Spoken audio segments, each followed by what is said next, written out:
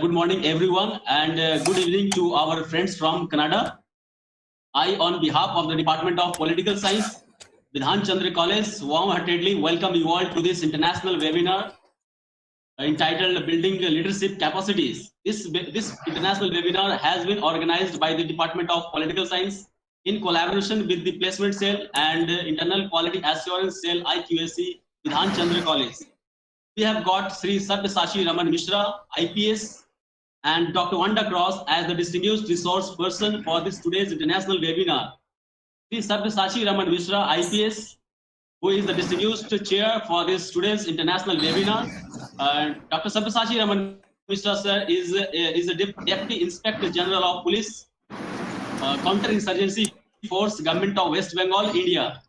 Dr. Wanda Krause, who is the distinguished speaker for today's international webinar, is a program head, Global Leadership Studies, School of Leadership Studies, and associate professor at the Royal Roads University, British Columbia, Canada. He has a PhD in political science at the University of Exeter, United Kingdom. He is an award-winning author and has written, contributed to and edited 5 books and numerous books, chapters, and journal articles.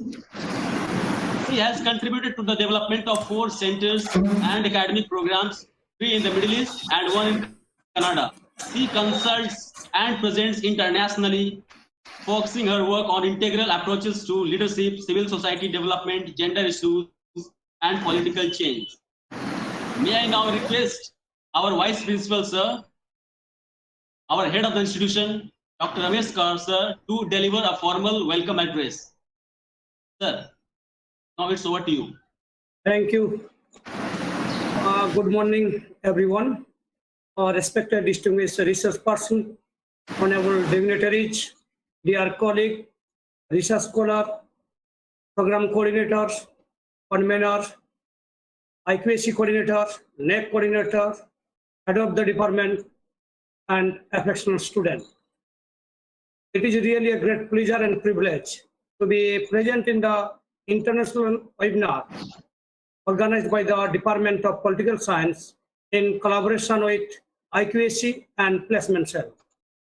Being the head of the institute, I must congratulate the department of the teachers of the Department of Political Science, especially HOD Professor Devdas De and Convenor Professor Prashant Kumar, Sharma, as they have taken initiative to organize the international webinar. First of all, I, on behalf of the Institute, must welcome respected research person, Shri Sachi Raman Mishra, IPS, Deputy Inspector General of Police, Counter-Insurgency Force, Government of West Bengal, and Dr. Wanda Krause, Program Head, School of Leadership Studies, Royal Road University, British Columbia, Canada. I would be immensely grateful as they have responded to our invitation despite their busy schedule. I convey my best wishes to our governing body president and all governing body members for moral support to organize the international webinar. I do hope that our participant would reap a sound harvest from the day's discussion. I firmly believe that the day's discussion will be interesting and interactive one. The survey of the day's speech and reciprocal discussion, I do hope, would further illumine the minds of the teachers and taught. I wish a warm success of the day's webinar. Once again, thanking you all. Thank you so much, sir, for the welcome address. Your never-ending support and encouragement keeps us going with all these arrangements. So thank you so much, sir. May I now request Shri Sachi Raman Mishra, sir, IPS, Deputy Inspector General of Police, Counter-Insurgency Force, Government of West Bengal, India, to kindly chair the session. Sir, now it's over to you. Good morning, ladies and gentlemen, and good evening, Dr. Wanda, for joining this international webinar. I understand, while the the IST timings let us begin our work. This is kind of winding up time for you over there in Canada. I'm quite happy, and it's a singular privilege for me to be part of this webinar, especially as it deals with the questions of leadership in these normal or the new times as we see today. Leadership concept has been an old one. It's a very ancient concept that has been discussed, debated, and there have been scholarly works on this, beginning from the concept of a protectionist kind of leadership that exists in the animal world, to the concepts of leadership which have been mainly dealing with the notions of transformative and the formation of social cultural world and the individuals as well. So it has been a long-ending debate, and I'm happy that this Bidhan Chandra College has taken this initiative of organizing this webinar, where the young minds and of course all of us will have the privilege of listening to your presentation on the question of leadership and how what are the challenges and what are the new notions which have come up in the recent world. I'm very happy to be, as part of the force that I belong to. We largely believe in an authoritative kind of leadership where, we are both the parents as well as the disciplining mothers to our men. So ours is a different world, but in these turbulent times, as we see, we have leaders, but the leadership is lacking. And this is a global phenomenon. This has nothing to do with one particular country. So I'm quite happy, and I will feel enlightened to listen to your presentation on the question of capacity building for the leadership and all the young minds that who are participating in this webinar. I hope they will be benefited by your presentation. May I request you to kindly start your presentation, please? Thank you very much for the invitation, Mr. Sachi. Thank you, Prashant, for welcoming me. And it's my absolute pleasure to join you. I know it's morning time in India. It's nighttime here, so quite a vast difference in time zones. But I have been to India a couple times. I've been to Calcutta, in fact, a couple of times. So unfortunately, it's virtual, but this gives us the ability to connect nonetheless.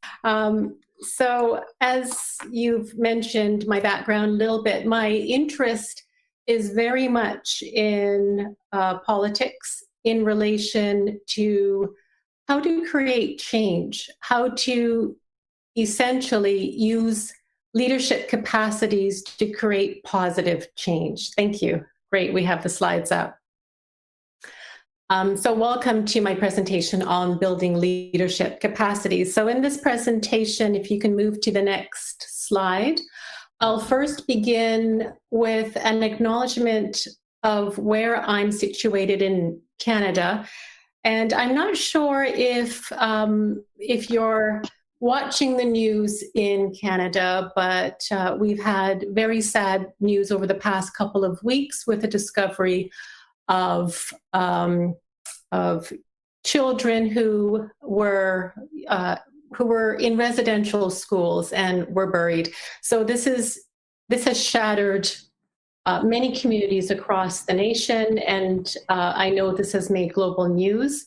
So it's brought greater awareness to the lands upon which we speak, on which we work, and obviously also enjoy and play. So giving my acknowledgement of where I'm located, and that's on Wasanich traditional family lands. These are the indigenous families and peoples who have been here for thousands of years, as well as the Kasepsan and Lekwungen families who are in the region around the city in which I'm located, which is Victoria, BC, Canada.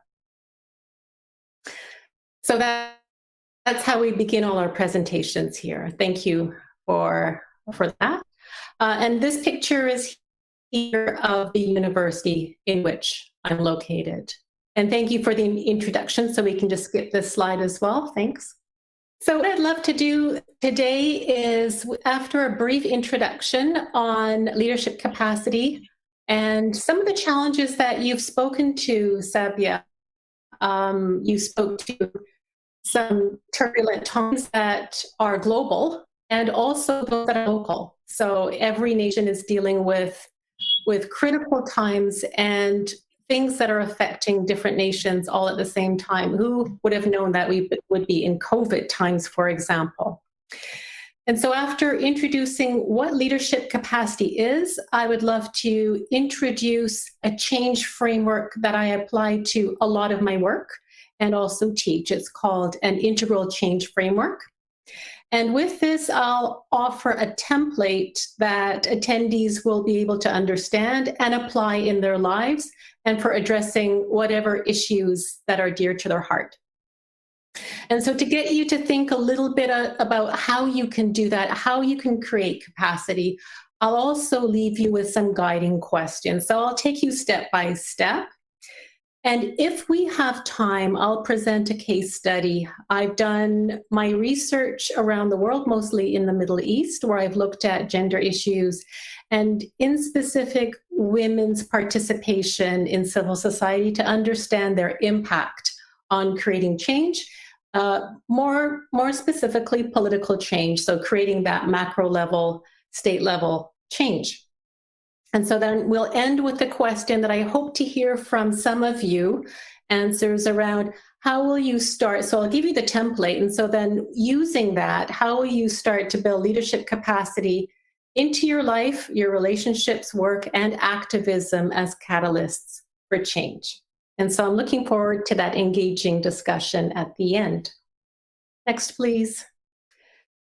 So how we capture some of our leadership challenges, as we call them, is in many different ways. So we know that the top global leadership challenges or issues affecting us globally really are around food security, access to water, so water scarcity, hunger, poverty, unequal relations, gender issues, and obviously peace.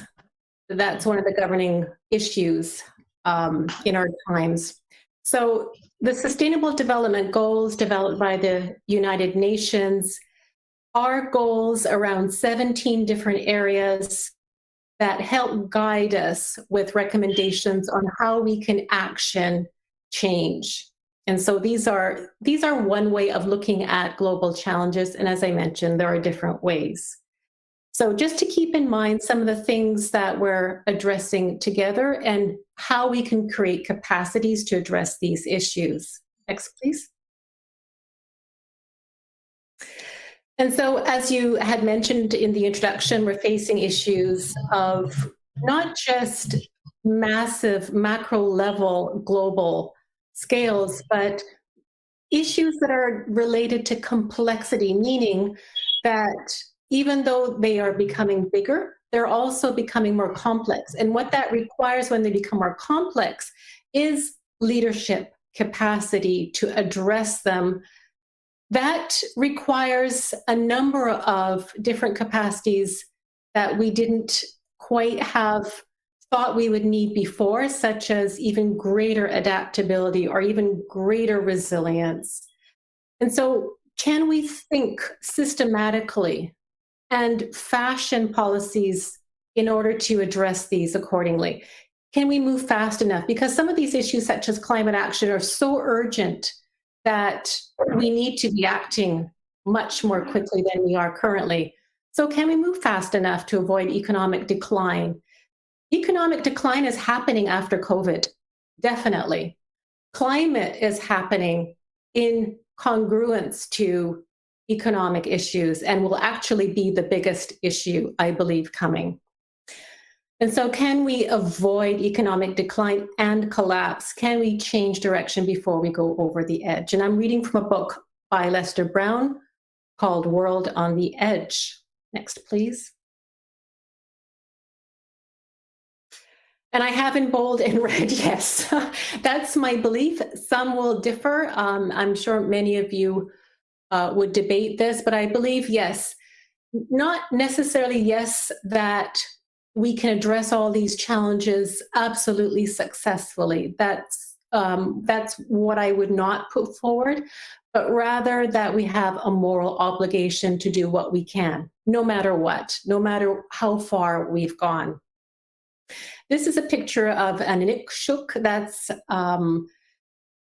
essentially a carving or rocks put together by our indigenous Inuit people of the North, which is it's developed to create direction. And so we can create direction. We can forge pathways forward together. And if we don't change direction, we're likely to end up exactly where we're headed. Next slide, please. But what that requires of us is actually a couple of things. One is personal change. We can't lead, we can't become leaders until we become leaders of ourselves. And what that requires, number one, is changing our habits, changing the things that keep us back, keep us stuck. Personal change happens on a number of levels, and we'll go through that in a moment.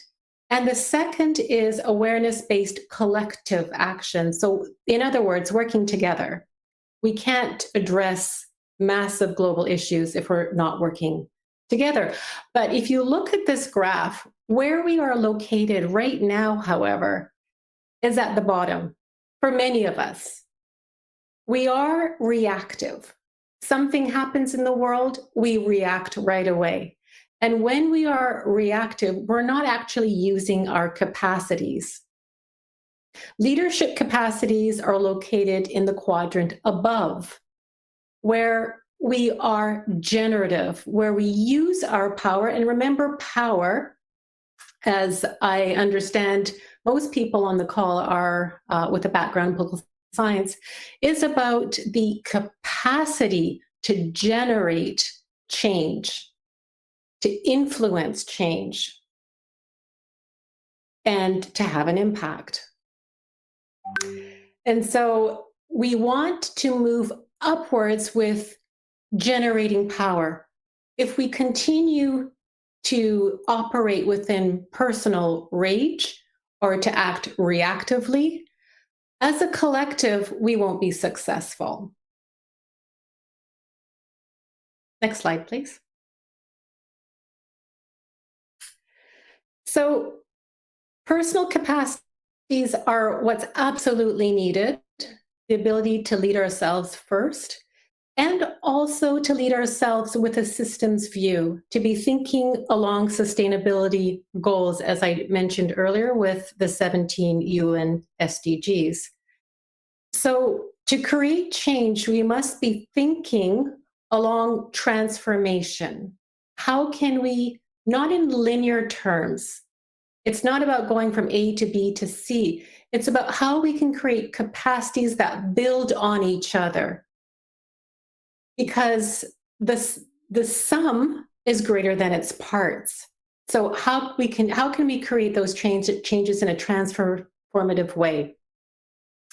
And that's with fundamental systems-wide reorganization across a number of spheres. That includes environmental, technological, political, social, and economic. And so what I'll offer in a little while is a much clearer map. What I've spoken about so far is personal change, thinking about self and systems, so connecting that personal change to systems transformations. Next slide, please. So the piece of the puzzle is awareness-based collective action. And that really needs to start with capacity building. And that obviously starts with each one of you on a personal level. So that requires looking inward first before looking outward to lead change. And that's through personal change first. And that's the piece of the puzzle.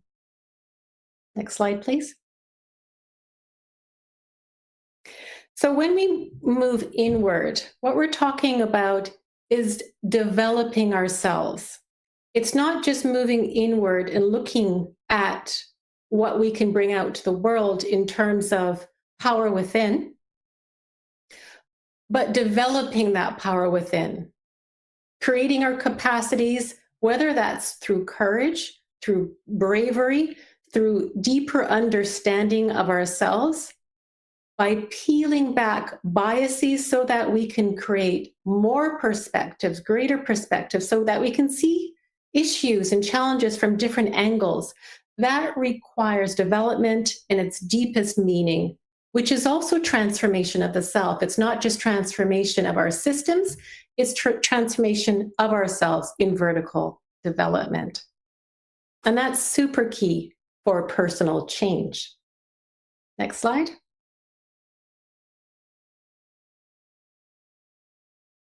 So to increase your leadership effectiveness, the ability to create change, the ability to have a positive outcome on any issue that matters to you, comes from creating those capacities.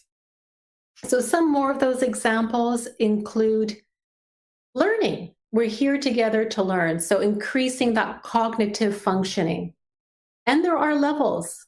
And I'll explain a little bit more in a bit what that means, but it's creating deeper and deeper cognitive functioning so that you can see more, so that you can be more, and increasing personal and interpersonal awareness. And what that is understanding yourself better and understanding how to relate to one another better. So creating a greater awareness of how to do that. And with challenges during our turbulent times, we're often, as I mentioned, reactive. We're often angry, we're in rage. But a big part of having effectiveness, leadership effectiveness, includes understanding our emotions better and understanding how to regulate our emotions, how to stay calm in the face of threat, how to stay calm when we feel challenged. And as I mentioned, it's not just personal or going inwards, it's interpersonal, how we can increase our empathy with others. These are what's called soft skills, and these have been in leadership learning undervalued up until now that we're addressing complex issues. Next slide. So what is leadership, if we're going to be talking about leadership capacities? Leadership is about distributing power in a way that contributes to change. Now, it doesn't have to be positive change. We've seen many examples in history where it wasn't positive change. In fact, leadership studies began with the study of Hitler. And so the learning there was trying to understand how a person can lead masses, influence masses, and it wasn't in any positive direction. So leadership on its own does not have to be positive, but what we want is greater ways of being, doing, and seeing. So different ways of being, different ways of doing things, and having those different perspectives in a way that's transformative. One that's generative. In other words, we're distributing power to generate better things, bigger things, and one that's empowering. And so it includes 4 things. Leadership should include leading ourselves first. And that's by learning, as I mentioned, and that's also by growing. B, it's leading with right action and right behavior. C, leading in relationships, so engaging with others so that together we can create change and shift our cultures. And D, transforming systems. And remember, that's political, economic, environmental, technological systems, the larger structures in which we as individuals are embedded. And then also exercising in multiple forms with a vision. So those are the 4 forms. So with these multiple forms and guided by a vision, or else you get lost. And so if we think about leadership capacities, what we're actually talking about is what facilitates the ability to create those changes. And I've listed here, as you can see on the slide, a number of capacities, and this is not an exhaustive list. There are many. The key ones for dealing with our turbulent times are adaptability. So the ability to shift perspectives, to change the ways we apply our skills. Now, skills are often technological. They're learned ways of doing things. They're tools. They're not necessarily capacities, but we need the capacity to use those skills in many different settings, so not just one. And so to adapt ourselves to functioning in a positive way, in a transformative and generative way in different circumstances. A second very important capacity during our times is resilience, as I mentioned earlier. So resilience doesn't mean that you're simply strong in the face of challenges, because if you're just simply strong in the face of challenges, you can break. So if you can imagine a branch that can bend, you're resilient in a way where you can adapt. So these 2 terms go together. You stay strong, you stay calm, and you're able to adapt at the same time. Personal awareness, compassion, perseverance. So the ability to keep going even when you don't see changes happening in front of you. And so if we get to the case study that I present, one of the biggest leadership capacities that the women that I studied in the Middle East as my main area of study demonstrated was perseverance. Oftentimes, and for years, they didn't see change happen, but they persevered.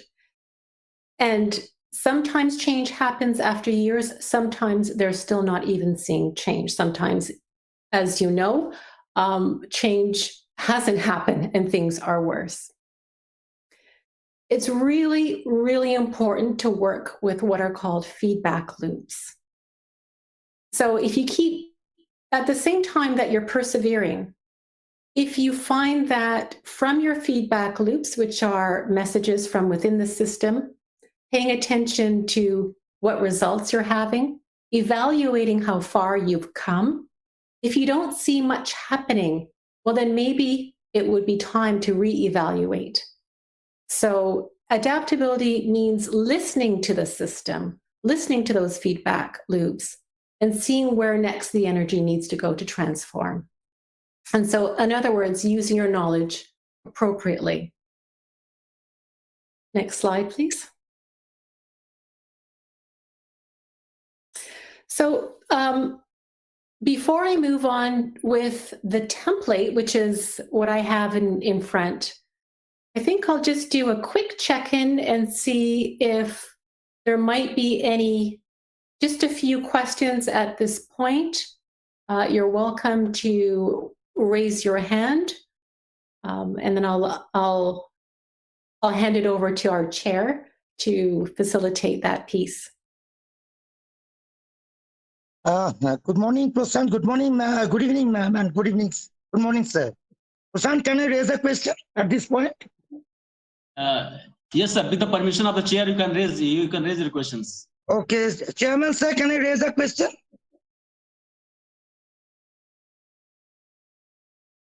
Yes, please. Oh, thank you, sir. Good evening, ma'am. Once again, you spoke of challenges, vision, and perception. So my question is that these challenges actually existed even before in the last decade.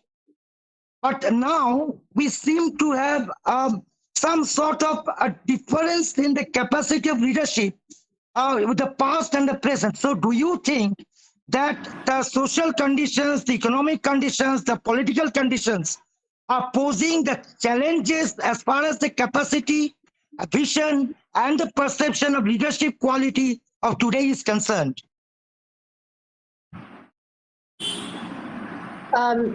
Perhaps if you could rephrase your question just to make sure that I get it completely.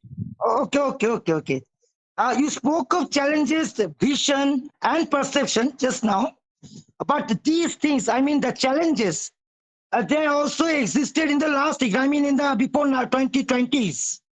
But now I think, rather we think that there is some sort of qualitative changes in the leadership.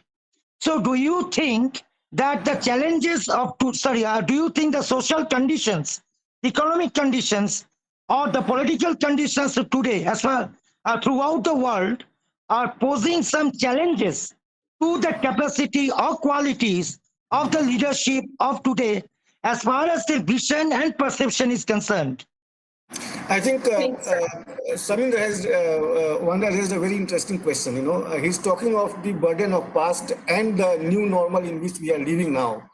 So, because especially, in these COVID times, the challenges and the nature of problems have drastically changed, not only economically, politically, as well as socially. So he is asking for the, how to deal with this new normal situation. What are the challenges for the leadership? I believe, Samir, this is what you wanted to say. Yeah, yes, sir. Thank you, sir. Okay, thank you for that question. There's a number of ways we can answer that question, and we'll probably answer it partially now and then come back to it after we look at the different ways to address, let's call it a crisis in leadership. So as we've seen in some countries, the leadership has changed or transformed very recently. But we have also examples where our leaders are not leading in a way that will get us to a successful place. And that's because in our times, we're dealing with challenges that are, as I mentioned at the very beginning of the presentation, are almost, it feels almost insurmountable. And so the crisis of leadership is there because it requires of our leaders to have greater capacities than they had 10 years ago. And so if leaders could really pay attention to what capacities are needed, and that those capacities are not just knowledge-based, but they are internal, they're moral, they're related to the capacity to stand within a moral sense and be guided by that vision in times of crisis and challenge, then I think we'd be in a better position. So that's one. Two, it's really important that our leaders pay attention to those feedback loops. And part of those feedback loops include us. It includes people. It includes everyday people who live their lives out in different capacities and have lots to say around what their needs are. So if our leaders are so disconnected that they're not listening to what's really happening on the ground and how the political situation is felt differently by different people, so we're not all in the same boat necessarily just because we're dealing with the same issues such as COVID or climate action, people are impacted differently. So if leaders are not paying attention to how these transformations and these changes are impacting people differently, then we're not going to be successful either. So there's a crisis because there needs to be an inward growth that's not necessarily happening among many leaders, and there has to be listening to what's going on with people. So they need to be listening to feedback loops that we provide as regular citizens. And their actions have to align with their vision. And oftentimes we see that their actions are not aligned. And yes, definitely, as you mentioned, our political challenges are becoming greater. And if leaders are not working with leaders globally, if they're working in isolation, they will also fail. So there's even greater urgency and need for leaders to be working together around the world. I hope I've answered your question, at least partially. Thank you, ma'am. You have correctly hit the point. That's what we want to listen. Thank you so much. Okay. Were there questions in the chat? Okay. How can the world community be salvaged from the clutch of authoritative dictatorial leader? Okay. So I think I'll answer that question towards the end, because I think we're going to have a better idea of how to do that, and you'll be able to answer that question yourself. And then the next question, soft skills of leaders. Do you think that maybe they're perceived as non-responsive or unaccountable? Yes, so in many places we see leaders, of course, who feel that they don't have to be accountable to people. So our ideal is that there's accountability in a way where, as I just mentioned, there's listening to those feedback loops, which includes us. So definitely, yes, unfortunately, we have leaders who are not responsive. And so our job, whatever level we are at, so whether we are in governance, so whether we're working within government, police, the university, social organizations, no matter what level, you are actually in a leadership position. And so that's really, really important to understand, that no matter what, you do have capacity to contribute to change. And that's why it's really important to understand what those capacities are. Okay, so I'll move on, and we'll address the question that I had earlier. So as we're bringing up the slides, what I'll mention is that an integral perspective is one that is holistic, one that offers us a four-pronged approach to addressing any leadership challenge. So whether it's at a macro level or a community level, so a more local level. And the slide that will jump up on your screen hopefully soon demonstrates four key areas.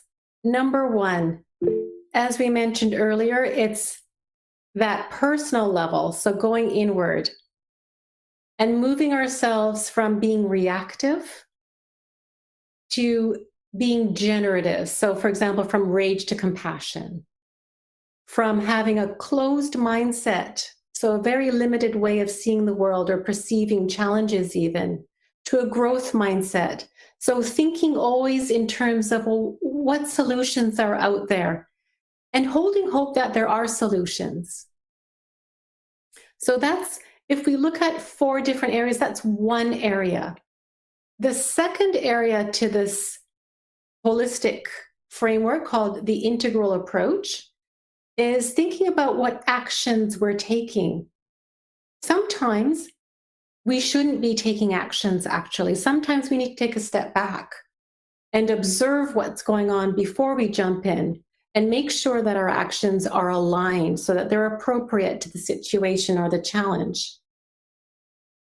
And within that quadrant, which is number two, thinking about what skills we need to address the challenge, what we can pull from our experience, what we can pull from our knowledge, what we need to grow in to do better, and how to move from authoritarianism to being inspirers. So that's action. The first one is going inward to look at how we can grow. Second one is action, or our behaviors.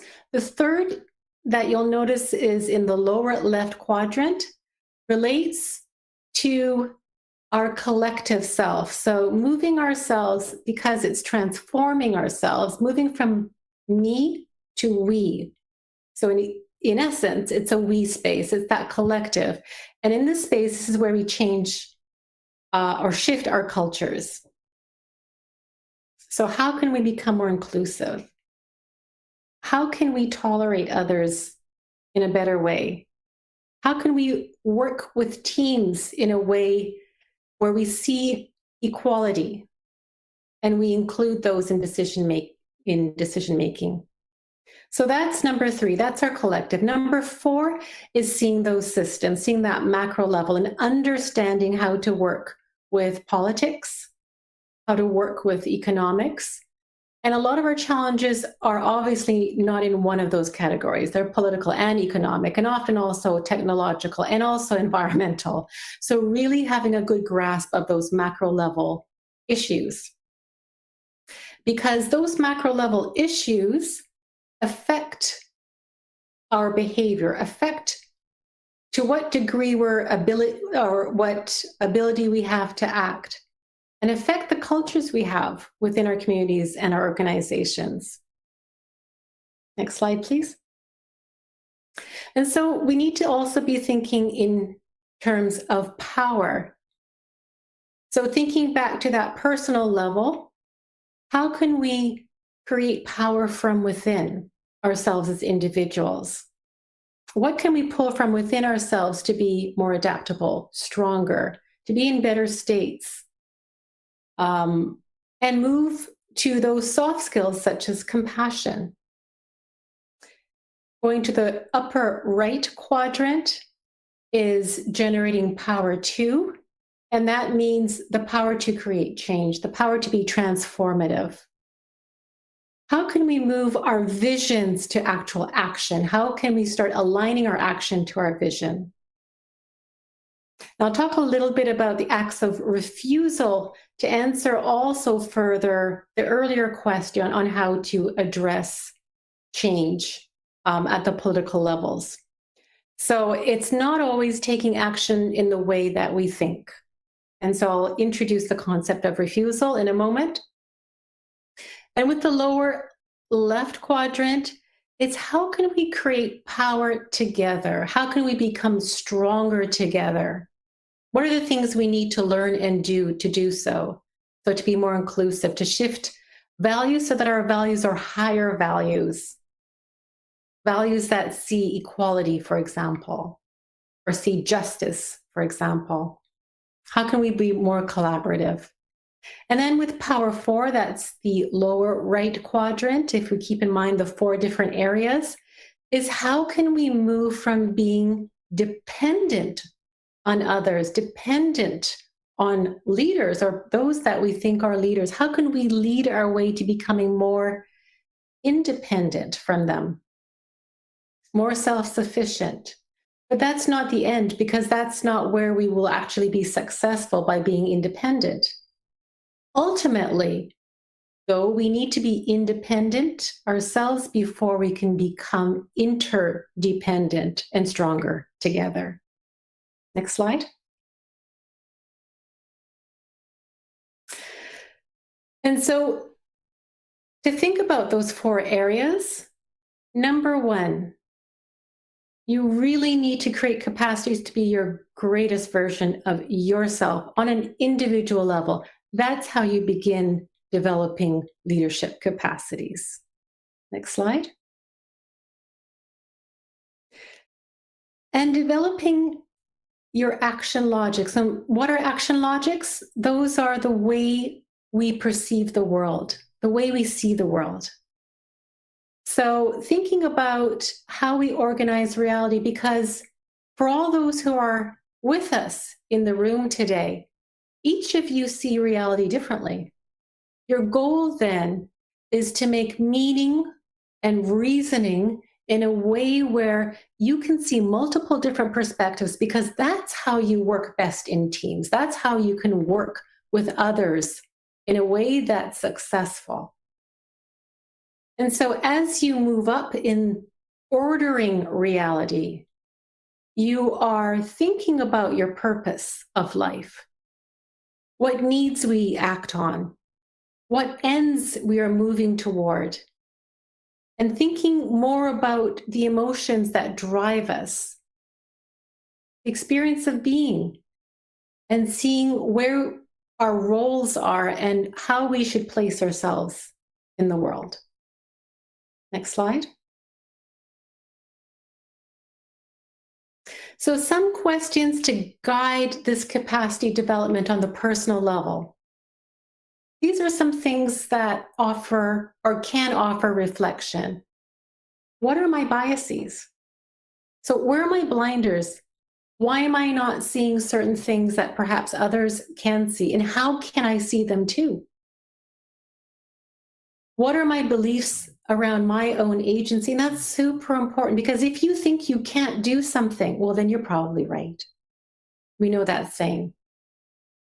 And what's uncomfortable about imagining a better future? So what about that better future is holding us back from actually moving forward and taking action?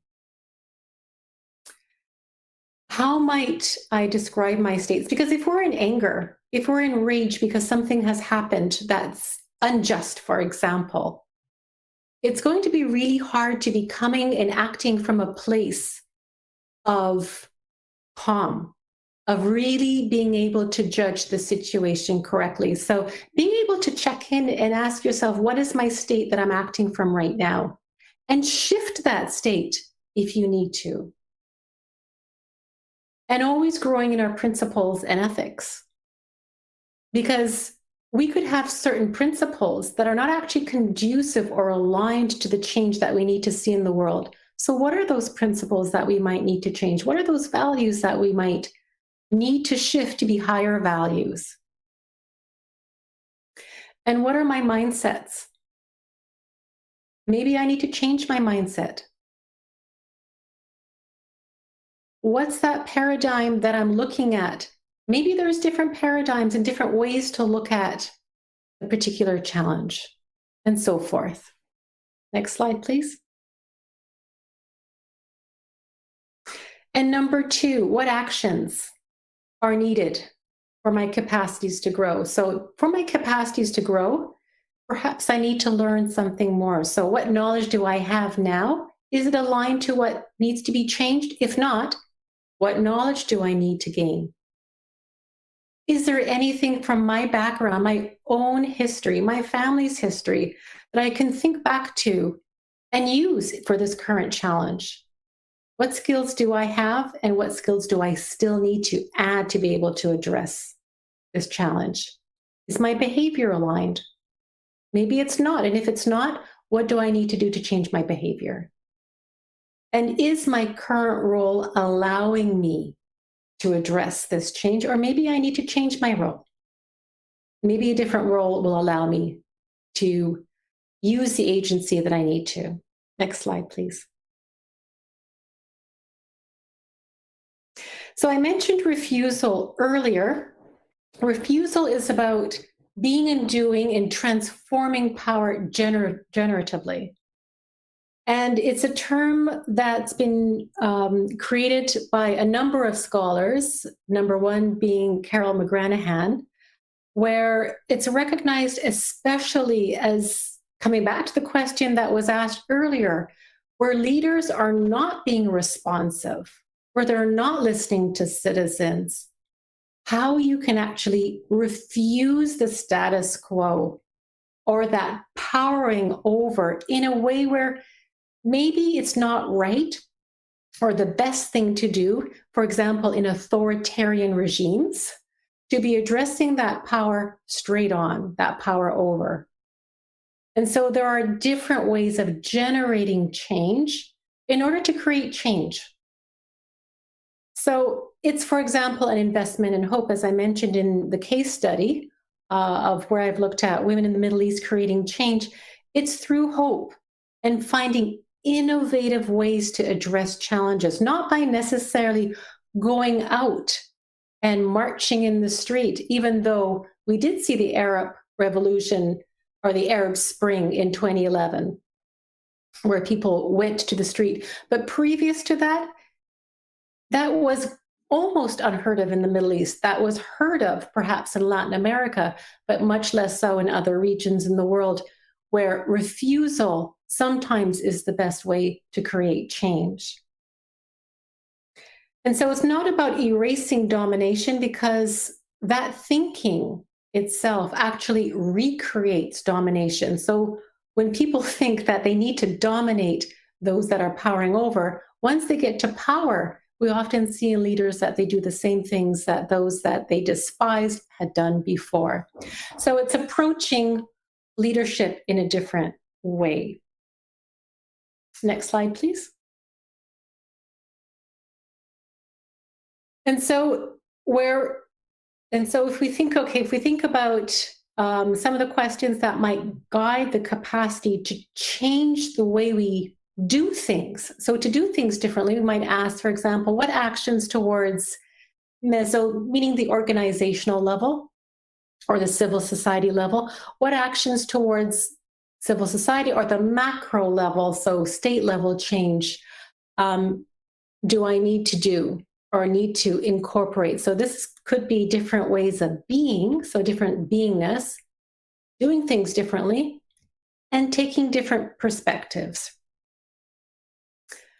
What knowing do I need? So what knowledge do I need to be able to act in a different and productive way? How can I bring my beingness into the world to create that change? And it doesn't always have to be focused on the macro level. If we're focusing on ourselves, if we're focusing on family, an organization that we're part of, if we're creating change in those spheres, there will be a ripple effect automatically. And so not to worry about always focusing on the macro level systems change. And so what can I do if we're getting feedback loops, and some are negative, which tells us that we're not on the right path, and some are positive? What can I do to reinforce those positive feedback loops? So what actions, what new actions can I take? This is a picture of here in BC. You can see how big these old growth trees are. These trees were actually being cut down by loggers.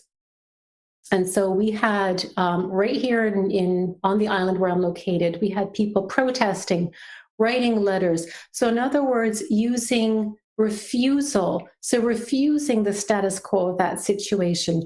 And very recently, just within the past few days, we got notice that there will actually be a pause for 2 years on cutting down these old growth trees. Now we're talking about trees that are 300-400 years old. And obviously that affects climate change. So this is really important. And it worked. So refusal can work when we think that we're up against big economic corporations. Next slide, please. And so thinking about that lower left quadrant, how can I move to a we space? And so there's a number of ways we can do that. One is being more inclusive. How can we be more inclusive of those who have been more marginalized? So whether that's gender marginalization, racial marginalization, those who are in a different educational level, there's many ways we can think about including others. How can we create greater participation of those who are on the fringes, those who are marginalized? How can we enhance cooperation? Really, really important is how can we create better trust? And trust starts with oneself. If you can't trust yourself, you're not going to be able to trust others. And then with trusting others, and how can you even trust things that are less tangible, such as the process of change? So there are many things here to think about and reflect on. I won't go into all of them. Next slide, please. But some of the questions that could guide your thinking is, for example, what perspectives are dominant within the cultures that I routinely traverse? So the cultures at my workplace, for example, and what new ways of being, doing, and seeing together, though, can we embrace? How are global leadership challenges currently addressed? Maybe they're not addressed in the way that they should be. So thinking collectively, how can you create different ways of addressing them? And what are the barriers to feeling that people are part of the collective? And what does trust mean to the collective? What are values that we're saying we want, and which do we actually see? Next slide, please. These are some of the questions to get your thinking going, to think about the capacities that you can create. And number 4, how can we see ourselves operating effectively in the larger global systems? And so to do that, then, how can, this is creating larger macro impactful level capacities, how can we think in terms of how to approach systems in a way where we're creating greater understanding of our economic systems, what economic systems could be shifted to be more inclusive. So, for example, capitalist to other forms. And then in that systems thinking about our political systems as well. What political systems can be more inclusive? Or in terms of leadership, what could be more distributive of power? So thinking holistically. Next slide, please. And some of the questions to get us to thinking about those capacities that we need are, well, where are the leverage points in the system?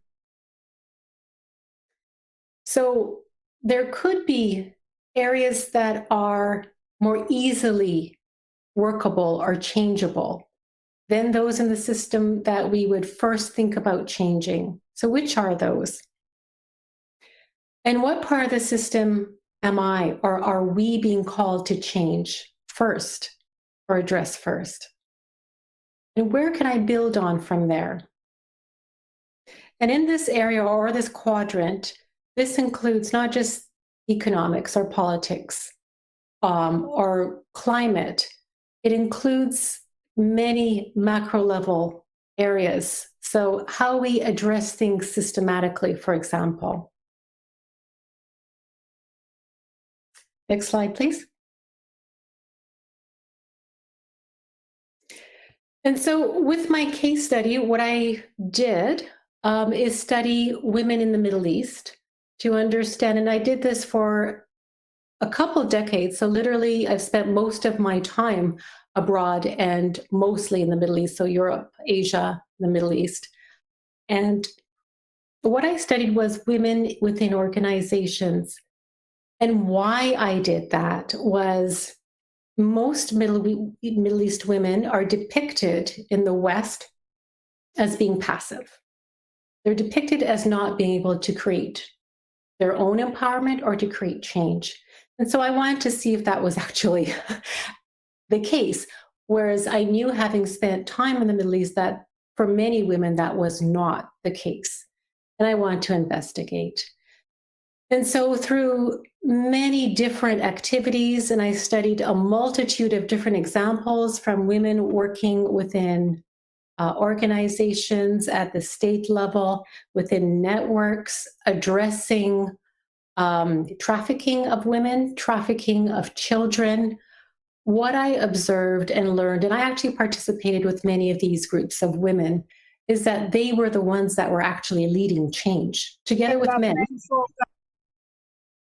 Sorry? So within these spheres in which they were operating, they actually created new laws. They actually created change laws.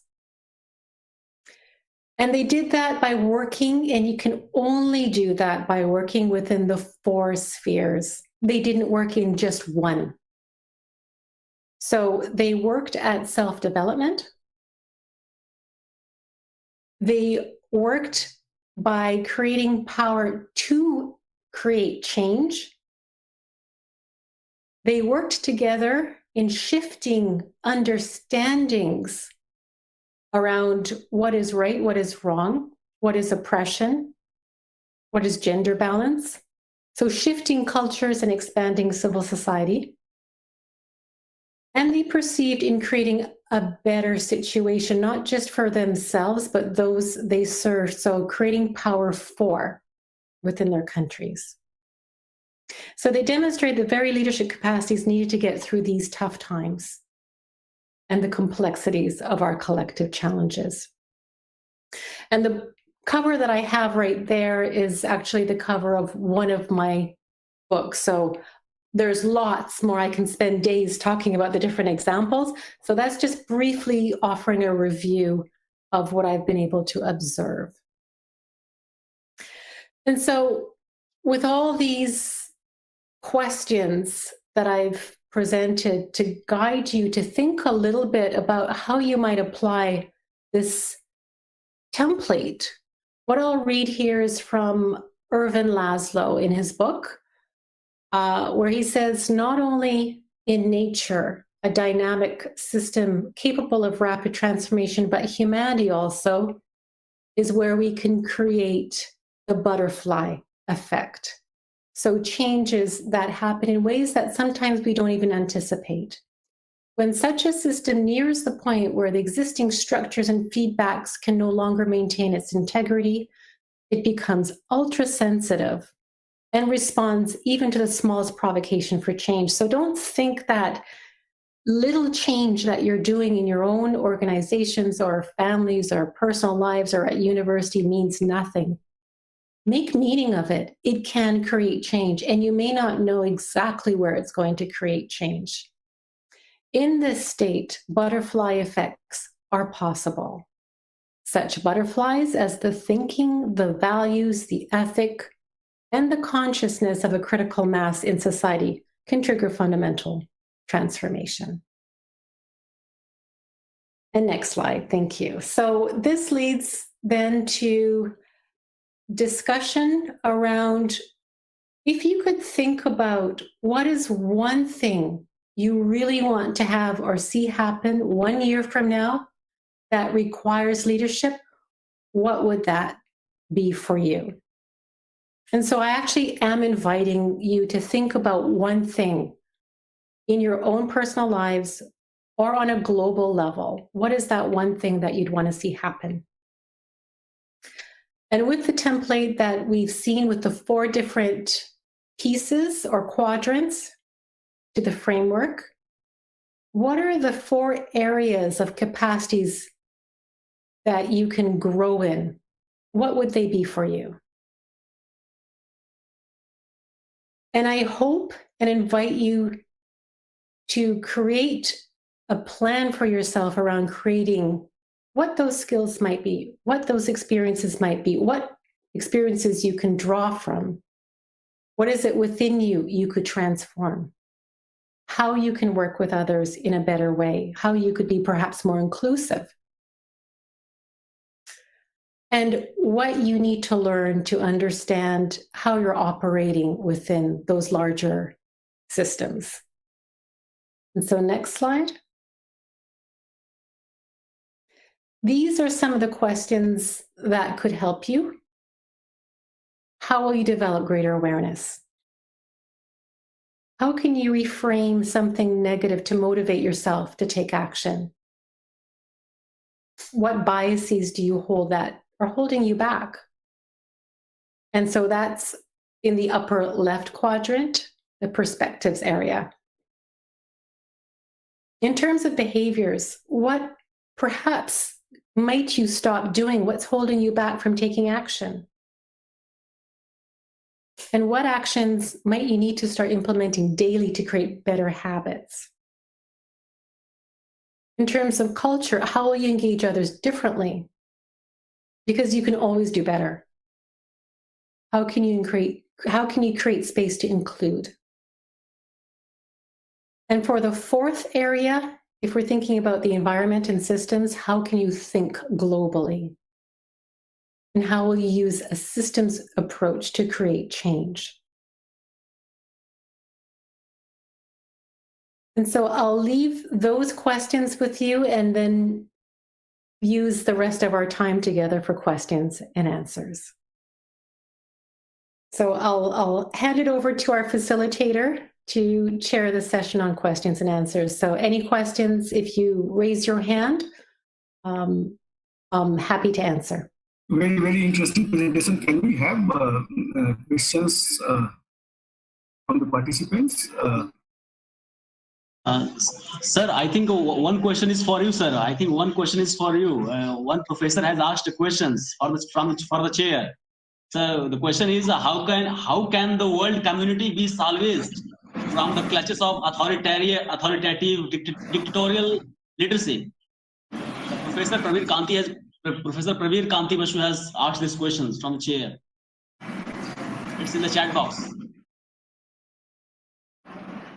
And I'm going to have to ask you to repeat the question around authoritarianism so I get exactly where you want to go. How can the world community can be salvaged from the clutches of authoritative dictatorial leadership? Right. Okay. So to acknowledge that it's not an easy thing to do, obviously, and that it takes time.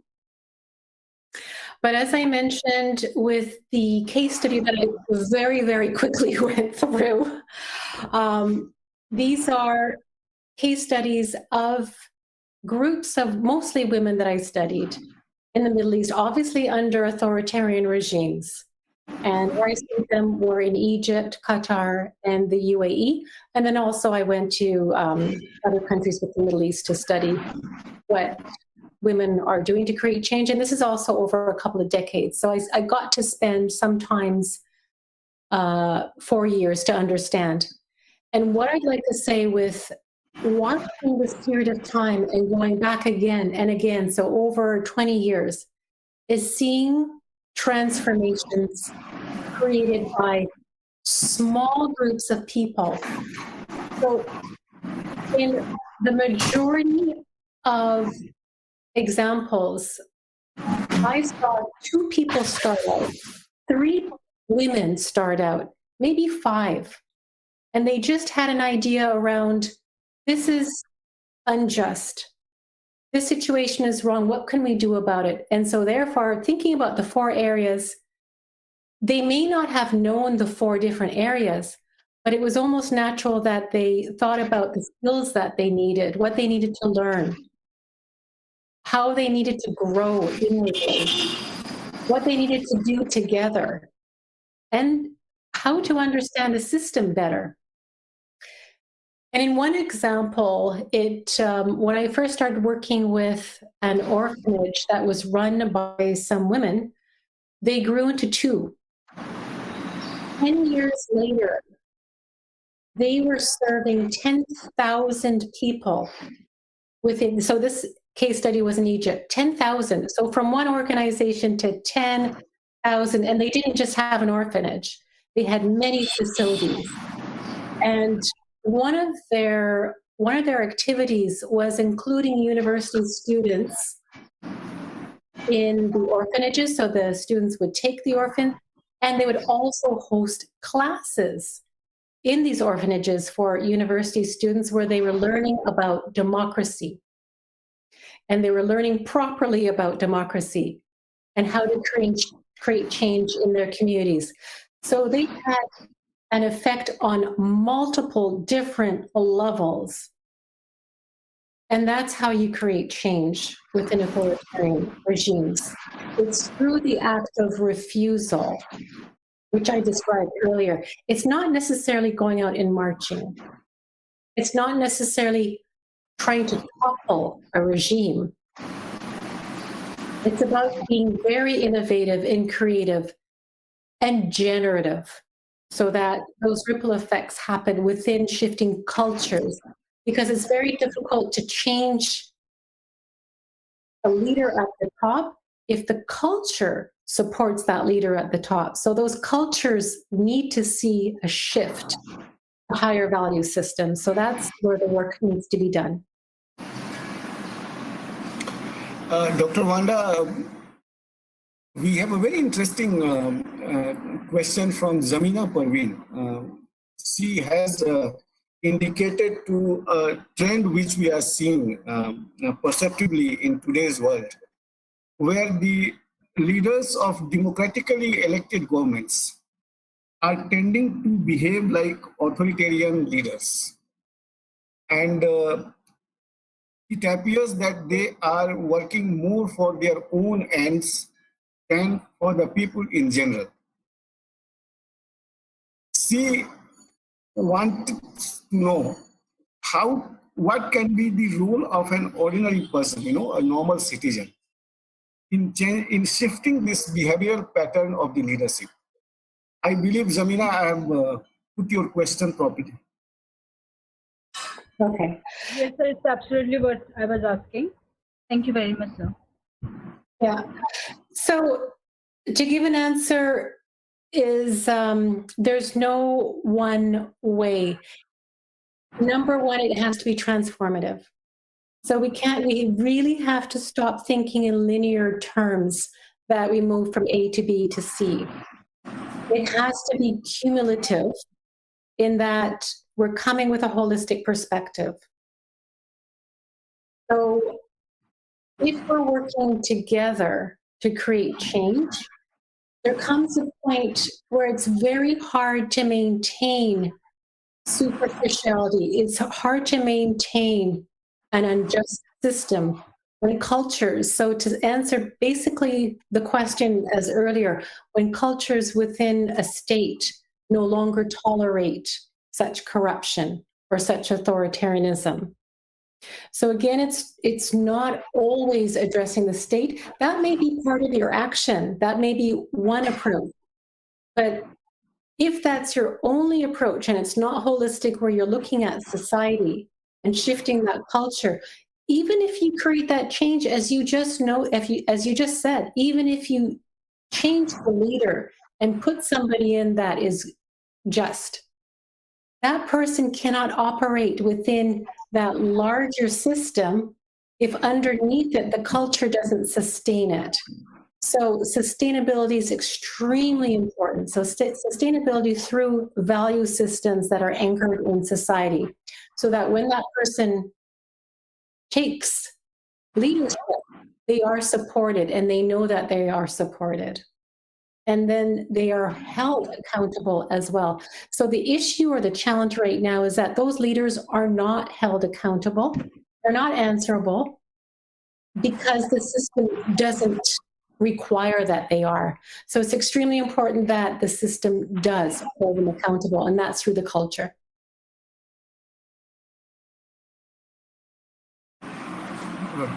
I hope I answered the question. Yes. Thank you so much. There is another observation from Samindra Mohan Biswas, where he talks that there is a crisis in the leadership, where the transformation from me to we is not happening, and this is really affecting the world. I think this again gels well with the question of Zamina. Where the leadership is tending to be more authoritarian than democratic in today's world, and this is a general feeling that we see, all across the globe today. Yes, it's all across the globe, and so one thing that I mentioned earlier is, don't think that working at smaller levels of engagement don't impact larger examples of the collective. So if you're working with just one or two others in a network, my experience is that that network actually grows into a larger organization almost always, if that network is trying to address an issue that affects all. Not always. In some very authoritarian regimes, networks are actually the most optimal, and so they stay networks so that they're fluid and so that they can change and not be quashed like organizations can. But it's really important to think about what visions are guiding your organization, what values the organization houses. And so what many organizations do actually is an inventory to understand what those values are. If trust is missing, it's very difficult to be successful with many of the other values that people say that they have. So trust is probably one of the key ones to start with. Creating trust between individuals within an organization. Inclusiveness is another major value. And so that's why I've repeated inclusivity over and over. Those organizations that marginalize individuals or put some identities above other identities, whether that's gender identities or other identities, those are the ones that isolate people and develop mistrust. So it's important to focus on the question of how can I be more inclusive in the organization if you're a leader? Even if you don't think you're a leader, you are, irregardless of positionality. So how can you, in any place that you're in now, imagine how you can be more inclusive of the person who is marginalized? So think about the person who's marginalized right now. How can you include them? Start tomorrow. And I know that everybody probably on the call is very inclusive, but how can you be even greater in inviting those that feel marginalized? How can you help them with the education and skills they need so that they can participate better, so that you have broader participation within the organization? It's not that everybody does the same thing, but so that everybody feels that they are wanted, needed, and that their contributions are meaningful and worthwhile. How can you give significance to each person within your organization? So in other words, how can you empower everybody within the organization to have a voice? And I know that everyone is in a position to be able to do that and start that, or to do better. So it's really important, and I'll come back again and again to that one quadrant in the lower left around culture. What are the values that are guiding that culture? Not all cultures are inclusive, are great, are loving, are compassionate cultures. So how can you create those kinds of cultures? How can you create an organization that's flatter in most situations? It may not be appropriate in all, but in most situations, how can you create it to be a little bit flatter than hierarchical? I hope that helps. So if there are no more questions, there's the one question that I've posed at the very end, which is, what is one thing you would love to see changed in 1 year? What is that one thing you'd love to have in 1 year? And what are the capacities that you need to create that change? And to use this template to create it. Thank you very much. So if there are no questions, I think we should come to the end of this meeting. Thank you so much, Dr. Wanda, for a great presentation, I must say. I'm personally enlightened by the kind of concept that you have created. It actually shows an integral approach to development of certain traits in an individual, which can lead to some amount of capacity building, and that can lead to a lot of transformation in one's own personality. You started with the transformation of consciousness of an individual, where the thought pattern has to change, and then you emphasized on thinking about to be more. One must think that one is more than what, or one could be more than what one is at a given moment. And then, of course, this would lead to development of soft skills and the changes in one's own personality, where you get over your own biases, which could be detrimental to the development of self as well as the society and the culture. You also talked about changes in one's own thought patterns, behavior changes, and how one must move towards a more inclusive, must have more inclusive approach to life and to the people. So there was a very, it was a holistic approach that you discussed. And I believe the participants must have been benefited by it. I'm reminded of, a lecture by a great man when we were doing our training, where he told us that, there is a leader in you, all of you. There is a leader in all of us, which is good. But what we need to do is to move from good to great. So, this perceptual movement from feeling being good to being great is something that really takes one to a different level of consciousness, where one feels that one can be a game changer. One could be an inspirational individual where the change can happen. So it has been a very good presentation, and I believe it's going to be a pretty late night for you, Dr. Wanda, over there. And thank you so much for being with us. Participants must have been benefited by your presentation. May I hand over the mic now to Prashant for a vote of thanks. Thank you so much, sir, and thank you so much, madam, for making us acquainted with your magnanimous and enthralling academic engagements about various conundrums and prospects concerning leadership capacity building. May I now invite Ms. Jamima Parveen to kindly deliver a formal vote of thanks. Jamima, it's over to you. Thank you, sir.